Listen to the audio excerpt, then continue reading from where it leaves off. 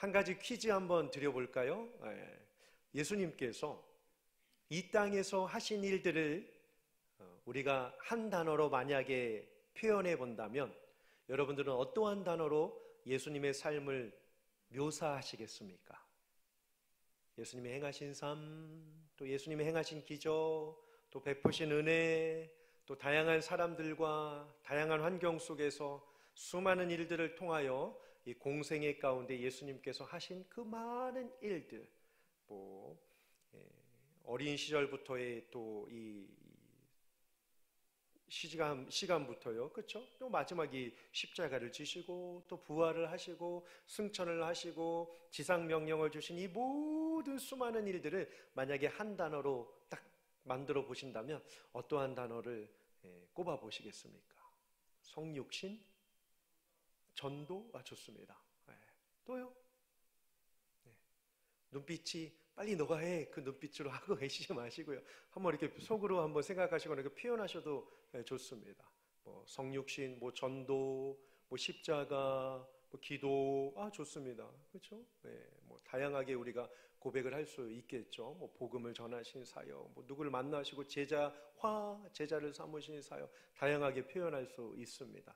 그 많은 단어들 가운데 저는 이렇게 한번 표현해 보고 싶습니다. 순종.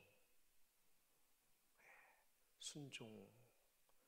이 땅에 오신 그 시간부터 굳이 오시지 않아도 되는데, 인간이 되실 필요가 없는데 인간의 모습을 입고 이 땅에 오셔서 하나님의 그 명령에 철저하게 순종하셔서 마지막 십자가까지도 순종하신 예수 그리스도의 모습을 우리는 생각할 수 있습니다. 순종입니다. 예수님의 이 사역을 지탱하고 또 예수님께서 이 지상 사역을 또 감당하시고 지금도 하나님 보좌 우편에서 우리의 기도를 중보하고 계실 수 있는 이 이유와 이 목적과 근거는 바로 이 하나님으로부터 주어진 이 순종하심의 마음이 있기 때문에 예수님은 이 사역을 행해 나가시는 것을 우리는 볼 수 있습니다. 순종이란 무엇일까요? 순종은요, 우리에게 명령하신 이의 마음을 알아서 그분을 기쁘시게 하는 것이 순종입니다. 디모데후서 2장을 보시면 화면 한번 보실까요? 디모데후서 2장 4절에 이러한 이야기를 합니다. 병사로 복무하는 자는 자기 생활에 어떻게 해요? 얽매이지 않는다라고 이야기를 합니다. 만약에 내가 하고 싶은 것을 하게 되면 공동체는 와해됩니다. 공동체는 무너집니다. 이 뜻이 옳아, 내 경험이 맞아, 이 생각을 하니까 맞아 라고 한다며 물론 그러한 것들이 합의점을 찾아서 잘 진행되면 좋겠지만 어때요? 이게 쉽게 하나가 된다는 거 정말 쉽지 않습니다. 그래서 성경은 우리에게 뭐라고 이야기를 하냐면 병사로 복무하는 자는 자기 생활에 얽매이지 않는다라고 하면서 힘들지만 안 되지만 어렵지만 쉽지는 않지만 어떻게 하며 삶을 만들어 간다라고 합니까? 병사로 모집한 자를 기쁘게 하려 함이라 라고 이야기를 하고 있습니다. 사도 바울도요, 모세오경에 못지않게 이 신약에서 강력한 이 말씀과 또 이 방대한 책을 통하여서 우리에게 복음적인 메시지를 준 이 장본인입니다. 근데 사도 바울도 마찬가지였습니다. 이 고린도 후서 2장 9절을 보시면 사도 바울이 복음을 전하고 하나님의 말씀을 대언하고 수많은 동네와 도시들을 찾아다니면서 그렇게 힘든 와중에서도 방해도 있고 장애물도 있었지만 복음을 전하고 이 편지를 써서 이 교회와 성도들에게 준 목적을 뭐라고 이야기를 하냐면요, 고린도후서 2장 9절에요 순종하는지 보기 위하여 이 편지를 준다라고 이야기를 합니다. 이 편지를 주었을 때 편지를 읽고 이게 믿음이구나, 이게 복음이구나, 이게 하나님의 뜻이구나 라고 하는 것을 너희들이 순종하는지 보기 위하여 내가 이 책을 기록하였다라고 이야기를 하고 있습니다. 그렇습니다. 여러분, 성도의 삶이란 어떠한 삶일까요? 도덕적인 고상함에 이르는 것이 아닙니다. 윤리적인 준수함을 행하는 것이 아닙니다. 지식적인 탁월함을 가지고 사는 것이 아닙니다. 성도의 삶은요, 하나님의 뜻을 깨달아 하나님을 닮아가는 것이 성도의 삶입니다. 우리가 흔히들 이 믿음을 가지고서 이러한 생활을 할 때 두 단어를 참 많이 사용하는 단어가 있습니다. 그게 뭐죠? 믿음과 신앙이에요. 믿음과 신앙입니다. 이 차이를 혹시 구별하실 수 있으십니까? 믿음, faith, 신앙, religious라고 하는 이 단어 말이죠. 간단히 말씀드리자면요, 여러분, 믿음은요 뭐예요? 믿음은 하나님을 아는 것이 믿음입니다. 나를 부르시고 나를 지명하시고 나를 자녀 삼아주시고 나를 인도하여 주신 분이 누구이신지를 아는 그 일련의 과정들이 평생의 삶이죠. 그러기 위하여 하나님은 무지한 우리에게 하나님을 알 수 있는 이 하나님의 말씀을 주셨습니다. 그래서 믿음은요, 하나님을 아는 것이 믿음입니다. 그러면 신앙은 뭘까요? 신앙은 그분을 닮아가는 것이 신앙입니다. 그분을 닮아가는 것이 신앙이라고요. 그러니까 이 순종을 보면요, 그렇지 않습니까? 처음에는 내가 주님이 나를 부르셨지만 내가 억지로 십자가를 지는 것으로 시작하는 것 같지만 결국 마지막에, 신앙의 마지막에는 어떻게 해요? 예수님이 가시는 그 길을 나도 가겠습니다 라고 할 뿐만 아니라 예수님이 지고 가시는 그 십자가가 무거운지라 육체의 고난을 남은 삶에 훈련하면서 쌓겠습니다 라고 하는 신앙의 간절한 고백을 담아서 마지막에는 이 사건이 바뀌는 것처럼 말이죠. 어떻게 바뀌죠? 구레네 시몬이 예수님의 십자가를 지고 자기가 가는 것처럼 바뀌는 것. 이것이 바로 신앙과 믿음을 통하여서 우리에게 주어진 이 순종의 일련의 과정들임을 우리는 볼 수 있습니다. 오늘 본문에 등장하고 있는 이 예수님의 이 사건도 마찬가지입니다. 특별히 누가복음 4장에서 이 4장에 수많은 사건들이 기록이 되어 있습니다. 물론 예수님께서 공생애의 이제 첫 사역을 시작을 하시는데 사실 상황과 환경과 형편들이 좋지만은 않았습니다. 우리가 알다시피 성령의 충만함을 갖고 이 사역을 시작하기는 하셨지만 4장 이 초반부의 사건을 보시면 어떠한 사건입니까? 마귀에게 시험을 받으시는 사건이 등장을 하고 있습니다. 그런데도 예수님은요, 이 상황을 어떻게 해요?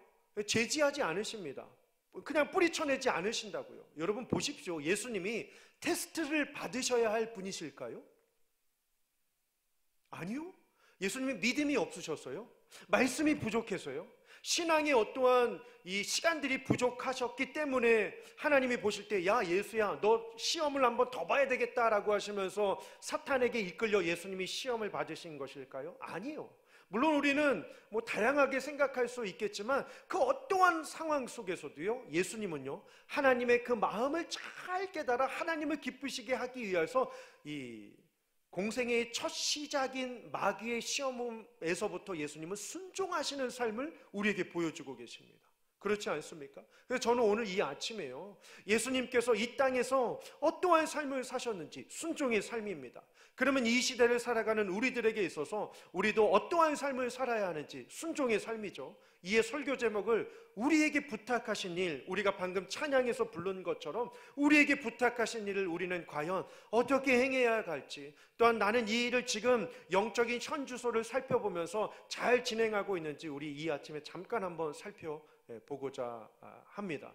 첫 번째 이 4장에서 등장하고 있는 이 사건을 보시면 예수님께서 이 순종을 하는 이 첫 번째 이 관문을 어떻게 통과하시냐면요, 이 마귀의 이 사탄의 시험의 정면 승부를 예수님이 이제 맞닥뜨리시게 됩니다. 물론 정말 쉽지 않으셨습니다. 40일 금식 기도하신지라 육체적인 힘도 많이 빠져 있을 터이고 이 영적으로 타락한 이 시대를 어떻게 하면 하나님의 나라로 만들 수 있을까라고 하는 고민이 예수님에게 있으셨기 때문입니다. 그런데요, 우리는 이 안에서 순종이 참 어렵지만 구속자 되시고 구원자 되시고 생명의 능력을 가지신 예수님께서 이 순종을 감당해 나가시는 이 키워드가 이 4장에 곳곳에 숨겨져 있는 것을 볼 수 있습니다. 첫 번째가 어디에 등장을 하냐면요, 4장 1절을 우리 한번 보실까요? 4장 1절입니다. 참 쉽지 않습니다.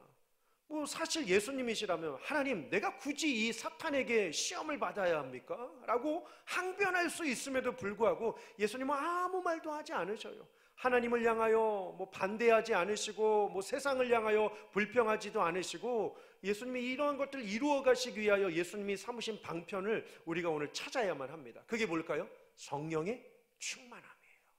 순종하는 자에게 필요한 이 첫 번째 것이 바로 무엇이냐면 성령의 충만함이다라고 하는 사실입니다. 더 등장을 하죠. 4장 1절 하반절을 보시면 예수님께서 이 순종의 첫 발걸음을 어떻게 시작하십니까? 성령에게 이끌리셨다라고 이야기를 하고 있습니다. 자, 진짜 전투가 벌어졌습니다. 사탄과 예수님의 전투가 벌어졌다고요. 잘 아시다시피 첫 번째 사건은 무엇입니까? 이 돌이 떡이 되게 하라라고 이야기를 사탄이 하죠. 그런데 예수님께서 배가 고픈 그 지경이었음에도 불구하고 그 유혹에 넘어가지 않으시면서 오히려 뭐라고 이야기를 하십니까? 사탄의 항변에 예수님은 하나님의 말씀에 순종하여 하나님의 말씀을 사탄에게 쫙 뿌려지게 되죠. 뭐라고 합니까? 사람이 떡으로만 살 것이 아니요 여호와의 입으로 나오는 하나님의 말씀으로 살 것이다 라고 하면서 이것이 순종인 것을 예수님이 보여주고 계시는 아주 진귀한 장면임을 우리는 볼 수 있습니다. 두 번째, 세 번째 시험은 더 가관입니다.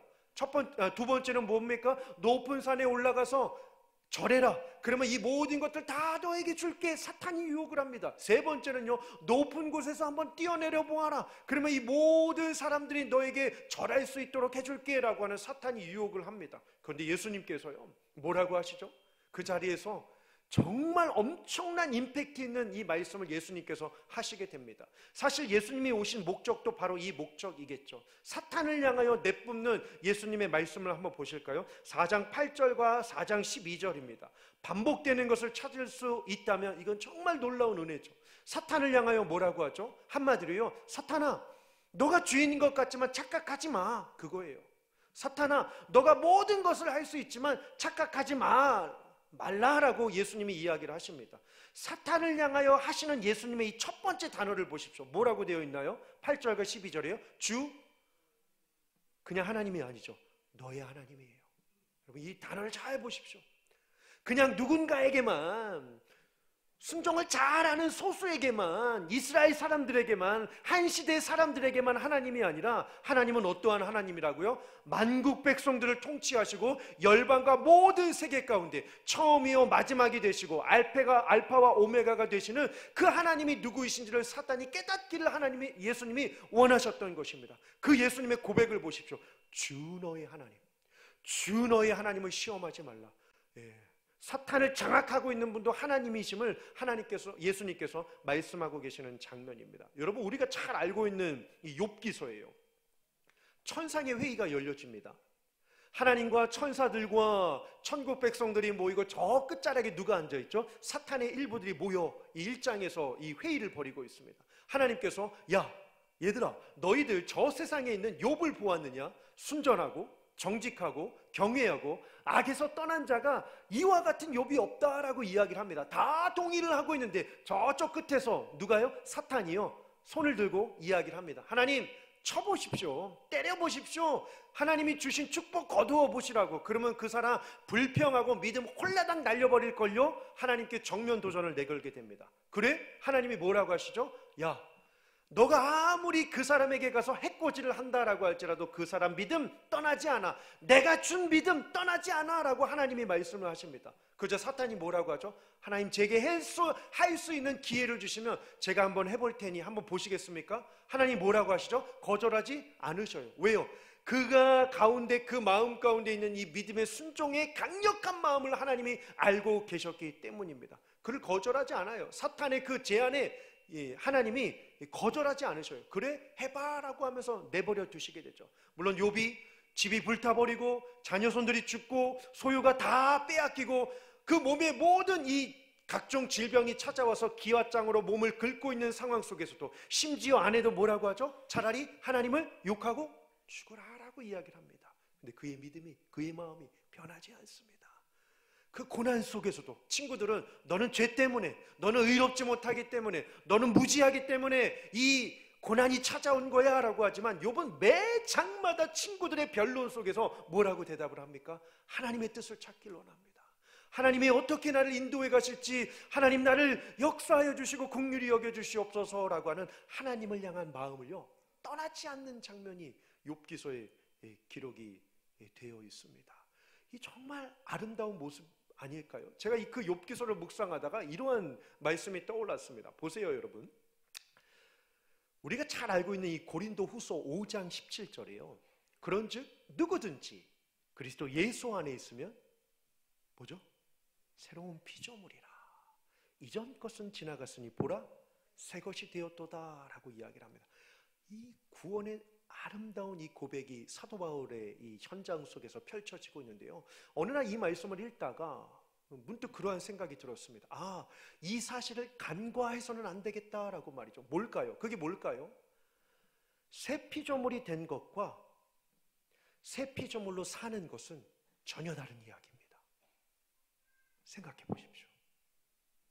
새 피조물이 된 것과 새 피조물로 사는 것은 전혀 다른 이야기라고요.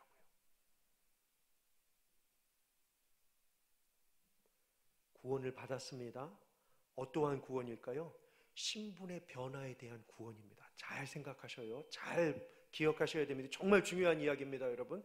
우리가 사탄의 자리에서 흑암과 멸망과 죽음의 자리에 있었지만, 에베소서 말씀처럼 죄와 사망으로 불순종의 악한 영이 우리를 지배하고 있는 그 삶의 영역 속에서 있었지만, 우리가 어떻게 해요?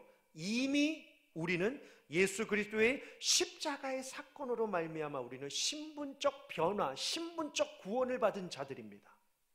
하지만 아직이 남아 있습니다. 우리는 이미와 아직에 있는 상태이기 때문입니다. 아직 인격적인 면모가 변화되지는 않았습니다. 그렇지 않습니까? 구원을 받았습니다. 하나님으로부터 믿음을 받았습니다. 사랑이 무엇인지 압니다. 하나님이 우리에게 명령하신 것이 무엇인지 압니다. 하나님을 사랑하고 이웃을 사랑하고 원수를 사랑하고 죽어가는 영혼들에게 복음을 전하는 것이 하나님이 원하시는 것이고, 내가 이 땅 가운데 사명을 가지고서 그것을 해야만 하나님을 기쁘시게 하고 하나님을 영원토록 만족하게 할 수 있는 일임을 우리는 너무나도 잘 알고 있다라고 하는 사실입니다. 왜요? 새 피조물이 되었으니까요. 구원은 내 힘으로 되는 것이 아니라 하나님의 택하심과 예수 그리스도의 죽으심과 성령의 인도하심으로 말미암아 강권적인 역사가 나에게 찾아온 구원이지만, 성경 그 이유를 보시면, 여러분 보십시오. 성경을 샅샅이 보면 볼수록, 묵상하면 묵상할수록 찾아오는 이 감정을 우리가 캐치해야 됩니다. 그게 뭘까요? 거룩한 부담감이에요. 새 피조물로 사는 것, 새 피조물이 되는 것은 하나님이 전적으로 우리에게 하신 100%의 완성이시지만, 그렇지만 하나님께서 우리에게 기대하시는 것이 있습니다. 뭘까요? 새 피조물로 사는 것입니다. 새 피조물로 사는 거예요. 우리의 인격이 변화되어야 하고, 우리의 신앙이 성화되어야 하고, 말씀으로 자신을 훈련해야 되고, 영혼 구원받은 것을 더욱더 감사하고. 왜요? 왜 감사해야 될까요? 여러분, 우리의 신분이 완전히 바뀌어졌기 때문입니다. 고린도전서 15장 49절 한번 띄워주실까요? 고린도전서 15장 49절입니다. 이보다 놀라운 이 트랜스포메이션, 이 변형은 없습니다, 여러분. 세상에서요. 이건 최고의 기적입니다. 최고의 기적. 뭐에서 뭐로의 변화입니까? 흙의 형상을 입은 자에서 뭐로 변화됐다고요? 하늘에 속한 형상을 입은 자로 변화된 것. 이건 세상에 안간힘을 부려도, 우리가 노력하고 수고하고 뭘 해도, 이것은 사람의 어떠한 능력과 기술과 이 테크놀로지로 절대로 할 수 없는 이 일입니다. 근데 주님이 하셨어요. 주님이 우리에게 주셨습니다. 주님이 우리에게 주신 최고의 선물입니다. 하지만 하나님이 우리에게 원하시는 것이 있습니다. 어떠한 삶일까요? 이러한 형상을 입었지만 원하시는 삶은요, 골로새서 3장 10절 한번 부탁합니다. 새 사람을 입었어요? 그냥 놔둘까요? 아니요. 그리스도 안에 새로운 피조물이라 이전 것은 지나갔으니 보라 새 것이 되었도다 라고 하는 그 측면의 모습 속에서 자동적으로 오토매틱하게 기계적으로 우리의 삶이 고결해지고 우리의 성품이 완벽해진다라고 이야기를 하고 있지는 않습니다. 이렇게 살라라고 신신당부하고 있음을 우리는 캐치해야 됩니다. 어떻게 해요? 우리의 지식이 끊임없는 하나님을 묵상하는 삶으로 살라라고 하는 사도 바울의 간절한 부탁입니다. 부탁. 새 사람을 입었으니 그냥 살지 말고, 잠깐 띄워놓으시고요. 그래서 사도 바울이요, 고린도 후서 5장 17절에 새 피조물이 되었다 기뻐하자라고 하면서 바로 이어지는 그 구절과 6장 고린도 후서 6장을 통째적으로 보면요, 사도 바울이 뭐라고 하냐면요, 하나님과 화목하라 라고 합니다. 화목하게 하는 사신이 되어라 라고 이야기를 합니다. 화목하게 하는 직분을 받았다라고 이야기를 합니다. 그런데 사도 바울이 중간에요, 이 화목하게 하는 것을 위하여서 사탄이 제일 싫어한다는 거죠. 분열과 분쟁과 미움과 다툼을 벌이는 그 현장 속에서 외부적인 공격도 있고 내면에 음란한 것들과 이 부정적인 것들과 이러한 것들을 깨트리려고 하는 수많은 것들이 있기 때문에 끊임없이 사도 바울이 고린도후서 6장에서요, 하나님과 화목하라, 하나님과 화목하게 하는 사신이 되어라, 화목하게 하는 그 직분을 잊지 말라라고 하면서 6장에요 막 혈기가 아니죠, 막 이 정말 힘을 다하여서 우리는 정말로 주님께 순종하며 살아야 합니다라고 하는 이 고백의 현장이 고린도후서 6장에요 매 구절마다 담겨져 있습니다. 그러니까 이게 안 되니까요, 사도 바울이 이 골로새서 3장 10절에 뭐라고 이야기를 하는 걸까요? 지식의 힘을 동원해서까지라도요. 왜요? 사람의 생각이 참 중요하기 때문입니다. 사람이 어떠한 생각을 갖느냐에 따라서 마음의 가치관이 형성이 됩니다. 마음의 가치관이 어떻게 형성이 되느냐에 따라서 몸이 움직이게 됩니다. 그 몸이 어떠한 방향으로 가는지에 따라서 그 몸이 가치 있는 인생을 사느냐, 아니면 육신의 후패한 것들을 따라가면서 세상의 정욕에 따라 살아가느냐로 확 나눠지기 때문입니다. 나눠지기 때문이에요. 안타깝죠. 오늘 예수님께서요, 이 제자들과 또 무리들과 거룩한 이 현장 속에서요, 이 31절만 보시더라도 거룩한 날, 안식일에 거룩한 말씀, 주의 복음을 거룩한 처소, 성전에서 하나님의 말씀을 함께 나누고 있는데요, 이들이 깨닫질 못합니다. 깨닫질 못해요. 하나님의 복음이 전해지고 있음에도 불구하고 이가 누구인가 놀랍게 여겨, 이 4장 안에요 놀랍게 여기다라고 하는 단어가 수두룩수두룩합니다. 예수님이 기적을 베푸시고 귀신을 쫓아내시고 베드로의 장모 10병을 고쳐주셨음에도 불구하고 저가 누구임에 놀라는고라고 이야기를 합니다. 이후에는요, 누가복음 8장 25절을 보시면 풍랑과 파도를 잠잠하게 하셨는데 제자들이 그 광경을 봄에도, 제자들이 말씀 훈련을 받았음에도 불구하고, 제자들이 죽음의 현장이 생명의 현장으로, 사망의 현장에서 은혜의 현장으로, 이 고난의 현장에서 기쁨의 현장을 보았음에도 불구하고 제자들이 뭐라고 하죠? 그가 누구이기에? 제자들이 그들이 두려워하면서 뭐라고 합니까? 예수님을 보면서요, 그가 누구이기에 바람과 바다를 잔잔하게 하지? 그가 누구이길래 사람을 살려주지? 그가 누구이길래 귀신을 쫓아내게 주지? 한마디로 뭘까요? 동상이몽이에요. 동상이몽. 같이 있는데 예수님이 원하시는 의도와 방향을 알지 못하고 제자들은 딴 생각을 하고 있는 것을 우리는 발견할 수 있습니다. 오늘 본문 안에서도요, 42절 43절을 보시면 어떻습니까? 자, 예수님께서요, 날이 밝음에 예수께서 나오사 한적한 곳에 가십니다. 빛 대신 예수님께서 쫙 등장하는 장면이 묘사되어 있습니다. 예수님께서 나오셔요. 오늘 본문은 마가복음 1장 35절과 병행 구절인데요, 오늘 본문에는 기록되어 있지 않지만 마가복음 1장 35절을 보시면 날이 밝음에 예수께서 나오사 한적한 곳에 가시니 뭘 하러 한적한 곳에 가셨냐면요, 기도하러 가십니다. 기도하러 가셔요. 기도하러 가시는데 오늘 본문을 보니까 제자들이 만류합니다. 예수님, 더 이상 기도할 필요 없다고. 이게 말이나 됩니까, 여러분? 더 이상 하나님의 뜻을 찾을 필요가 없다고 합니다. 그리고 더 이상 뭘 할 필요가 없다라고 합니다. 이유가 뭐였을까요? 오늘 4장 위에, 이 본문 위에와 5장을 보시면 예수님의 인기가 쭉쭉쭉쭉쭉 올라가고 있음을 보게 됩니다. 왜 그럴까요? 기도해 주니까 다 낫는 거예요. 병든 자가 고침을 받습니다. 귀신 들린 자가 예수께 순종하게 됩니다. 병마에 휩쓸린 자들이 예수님께 순종하게 됩니다. 이 순종이 놀라운 능력과 힘을 보여주는 것을 보고 제자들이 막 감동하기 시작합니다. 고무되었죠. 그러니까 제자들은 어떤 걸까요? 가지 말자는 거죠. 더 이상 기도도 이 얼마나 위험한 발언입니까? 기도하러 가는 걸 만류해요. 전도하러 가는 걸 만류합니다. 예수님은 더 해야 하는데, 예수님은 더 만나야 하는데 라고 말이죠. 제자들은 어떻게 해요? 가지 말자는 거예요. 오늘 보시면 제자들이 만류합니다. 그런데 예수님의 그 또 다른 모습이 나오고 있어요. 자, 본문에요, 귀신 들린 자들도 예수님께 순종하는 모습, 병든 자들도 예수님이 축사하시고 안수하여 손에 머리를 얹고 기도하시니 병든 자들도 예수님께 순종하시는 모습이 나옵니다. 그리고 오늘 본문도요, 더 이상 갈 필요가 없는 것처럼 보이는 현실 속에서도 인기는 점점 올라가고 제자들이 좋았겠죠. 왜요? 자신들의 인기들도 함께 올라가니까요. 예수님 갈 필요 없어요. 예수님 그만해도 됩니다. 좀 쉬어도 됩니다. 근데 예수님은 계속 기도하러 가시고 계속 복음을 전하러 가십니다. 왜 그랬을까요? 그에게 가장 중요한 것을 놓치지 않고 싶었기 때문입니다. 그것은 바로 순종입니다. 순종이에요. 어떠한 순종일까요? 오늘 본문을 보시면 다른 마을, 다른 동네, 다른 도시에 가서도 내가 이 일을 위하여 왔나니 라고 이야기를 합니다. 이 일이죠. 이 일이 뭘까요? 순종입니다. 순종. 하나님의 마음을 알아 잃어버린 영혼을 향한 목자의 심정을 가지고서 죽은 영혼을 향하여 끝까지 나아가는 것. 물론 예수님께서 회당에서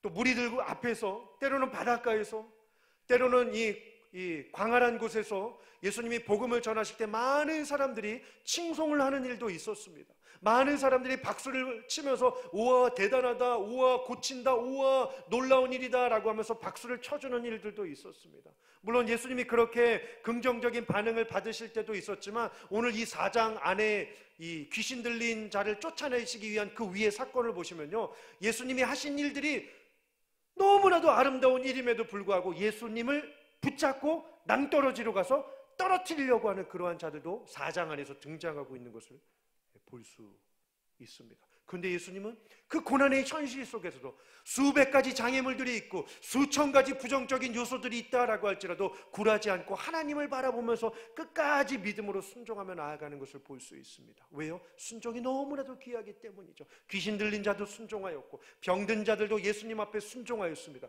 그러면 남은 것은 무엇일까요? 예수님 자신도 하나님께 순종하기 위하여 피곤함을 이끌고 다른 동네에 가서 이 일, 복음을 전하는 그 순종을 감당하기 위해서 오늘 4장 44절을 보시면 어떻게 기록이 되어 있나요? 갈릴리 여러 회당에 가서 뭐 하셨다라고 합니까? 전도하셨다라고 이야기를 하고 있습니다. 그 무엇이 예수님의 마음을 그렇게 간절히 만들었던 것일까요?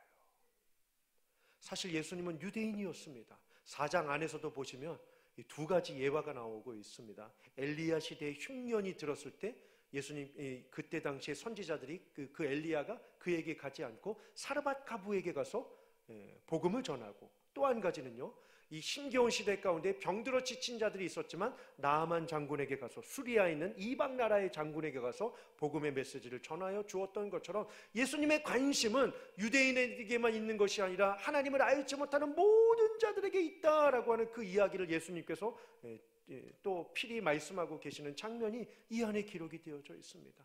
그 무엇이 예수님의 마음을 이렇게 작동했던 것일까요? 그 무엇이 예수님의 삶을 이렇게 아름답게 살게 했던 것일까요? 그 무엇이 예수님이 십자가를 지시는 그 고난에 울부짖는 처절한 아픔이 있는 그 현장 속에서도 예수님이 감당하실 수 있었던 이유가 바로 무엇이었을까요? 그것은 바로 하나님께서 주신 순종함의 마음이 있었다라고 하는 사실입니다.